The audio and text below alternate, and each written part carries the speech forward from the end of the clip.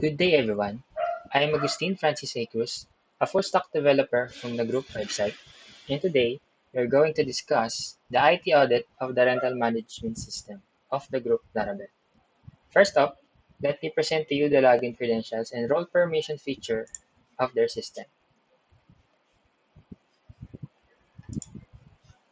For the roles and permissions, I did not see any problem in terms of feature access based on the given authority to users.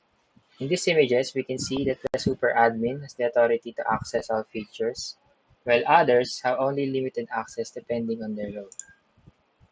Si event manager, meron lang isa lang yung pwede niya i-access, which is the events and profile. Si maintenance naman, yung maintenance and profile lang. Si receptionist, pwede niya i-access yung reservations, rooms, and profile. While si super admin and admin has access in most of the features. For the login credentials, there are findings that can be further improved if some actions are taken. For the first findings, in the sign up page, the email field allows any text that ends with this format at text.com.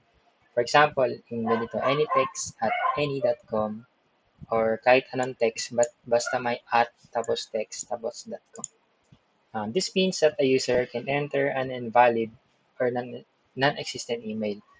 This can be further improved if the system prevents the submission of a form that contains an invalid or non-existent email.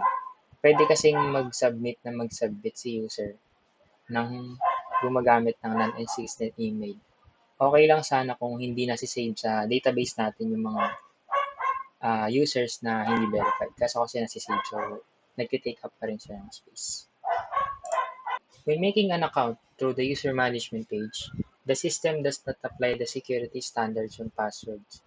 Katulad nung text na may dapat capital letters, may small letters, may numbers or special characters. Pero sa sign up page naman, hindi naman nag-aalo si system ng ganong klaseng password. Pinapayagan lang ng system na mag-submit kapag yung password ay may capital letters, small letters, numbers, saka special characters. Next is after logging in a new account, the email is not being sent before clicking the button, but the button says resend.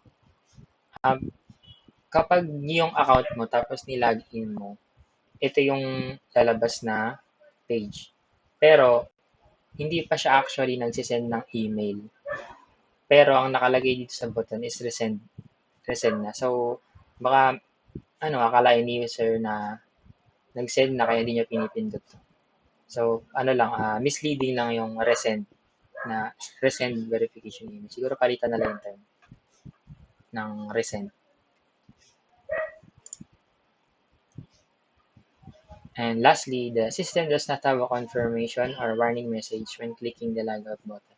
Minor issue lang naman to, pero this can lead to accidental logouts. So, wala namang problema kung ma-accidental logout nila, pero syempre mas maganda yung user experience kapag na-actionan to.